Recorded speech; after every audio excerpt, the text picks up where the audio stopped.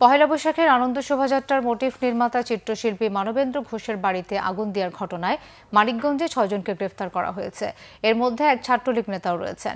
মানিকগঞ্জ সদর থানার OC SM. Amanullah জানান, চিত্রশিল্পীর বাড়িতে আগুন দেওয়ার ঘটনায় বুধবার রাতে মামলা হয়েছে। পরে সন্দেহভাজন হিসেবে তাদের গ্রেফতার করা হয়েছে।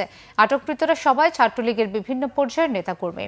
এদিকে এলজিইডির দুর্নীতিকাণ্ডে পিরোজপুরের জেলা হিসাবরক্ষণ কর্মকর্তা সহ ৫ জনকে গ্রেফতার করেছে দুদক। দুপুরে তাদের আদালতের মাধ্যমে কারাগারে পাঠানো হয়েছে। অন্যদিকে চট্টগ্রামে ডাকাত ধরতে গিয়ে ২ পুলিশ সদস্যের উপর হামলার ঘটনায় ডাকাত দলের মূল হোতা আরিফ হোসেনকে ভোরে গ্রেফতার করেছে পুলিশ। এছাড়াও জামালপুরে মাকে হত্যার অভিযোগে ছেলে মঞ্জু শেখকে গ্রেফতার করেছে পুলিশ। বুধবার রাতে ময়মনসিংহের গৌরীপুর থানার নাওভাঙার চর থেকে তাকে গ্রেফতার করে পুলিশ।